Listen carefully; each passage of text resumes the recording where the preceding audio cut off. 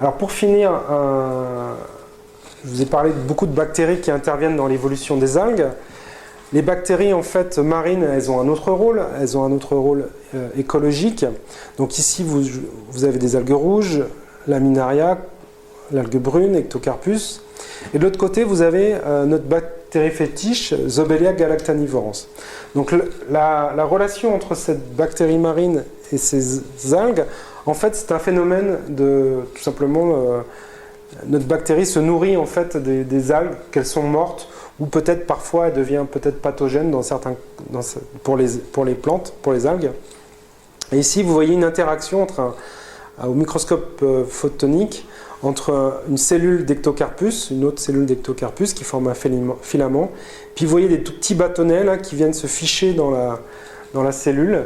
Ben, en fait ce sont des bactéries, c'est Zobelia, qui est en train de dégrader en fait la paroi de cette algue. Donc il y a quelques années, Zobelia en fait a été isolée à Roscoff à partir de l'algue rouge Delicaria sanguinea ici, et donc on retrouve notre bactérie. Et nous avons pu faire séquencer en fait le génome également de cette bactérie marine. Il y a à peu près 5000 gènes, donc on est quand même 3 fois moins de gènes que chez Ectocarpus, l'algue brune.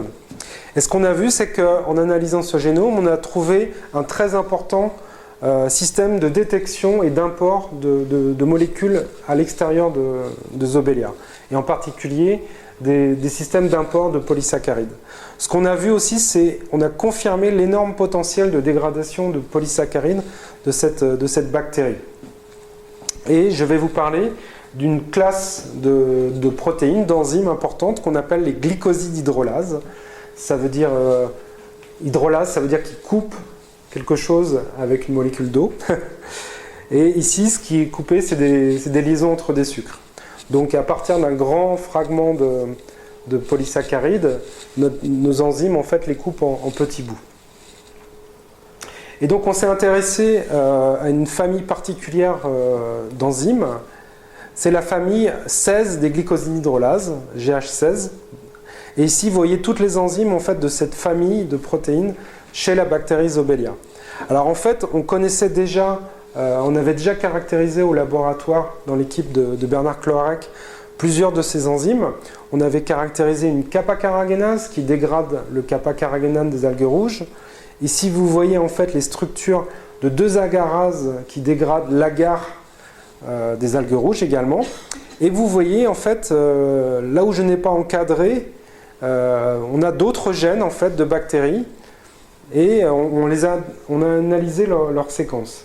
Et ce qu'on a vu, c'est qu'on a plusieurs groupes. On retrouve ici le groupe des agarases.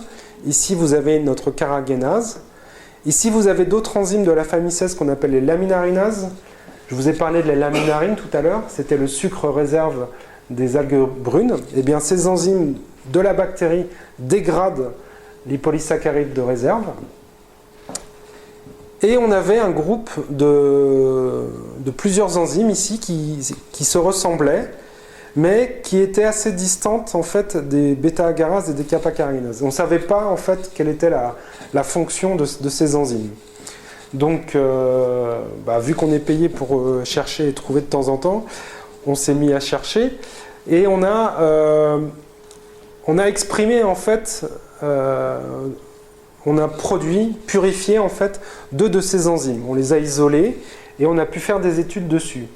Et mon étudiant en thèse avait en fait essayé d'abord de regarder si ces enzymes étaient capables de dégrader l'agar ou les carragénanes.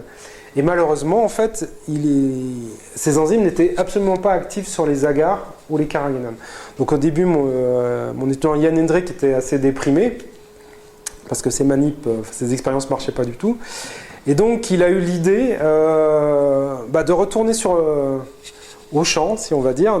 Il a récolté en fait sur la grève en fait à Roscoff de nombreuses algues, des rouges, des brunes, des vertes, même des plantes marines. Et il a préparé en fait par des méthodes chimiques, il a extrait les polysaccharides de ces différentes algues. Et ensuite il a testé pour voir si nos enzymes était capable en fait de dégrader, d'être actif sur un de ces polysaccharides. Et il a fini par trouver que notre enzyme avait effectivement une activité, donc il était évidemment très heureux, et il a trouvé de l'activité en fait sur 3 types d'algues rouges, Gelidium, Gracilaria et Porphyra. Alors ce sont des algues qu'on trouve à Roscoff. Et les barres que vous voyez ici, plus c'est grand, plus il y a de l'activité pour nos enzymes. Donc on avait une activité maximale en fait sur cette algue Porphyra. Donc on a creusé, on a utilisé des méthodes, bon je vais passer, biophysiques. Et ce qu'on a pu voir, c'est que l'activité était corrélée avec l'augmentation de ce signal jaune dans une technique qu'on appelle la résonance magnétique nucléaire, la RMN. Et au contraire, l'activité, quand ce pic diminuait, il y avait de plus en plus d'activité. Donc c'était bien ce résidu-là qui correspondait à notre activité. Et ce pic correspond à un résidu, un sucre qui s'appelle le L-galactose 6-sulfate. Et en fait, c'est typique d'un polysaccharide qu'on appelle le porphyrane, qui vient évidemment de l'algue Porphyra. Et ici, vous voyez, ce sont les structures chimiques de l'agarose, un autre polysaccharide d'algue rouge dont je vous ai parlé. Et donc, le porphyrane ressemble beaucoup à l'agar, sauf qu'il y a un groupement sulfate qui est absent en fait de l'agarose. Et en fait, nous avons montré que nos enzymes étaient incapables de dégrader cette molécule, l'agarose, mais dégradaient, étaient spécifiques du porphyrane. Et ainsi, on a découvert les premières bêta-porphyranases décrites, qui n'avaient jamais été décrites. Donc, ensuite, notre spécialité en fait dans l'équipe, c'est la détermination des structures de protéines. Alors, c'est ce qu'on appelle la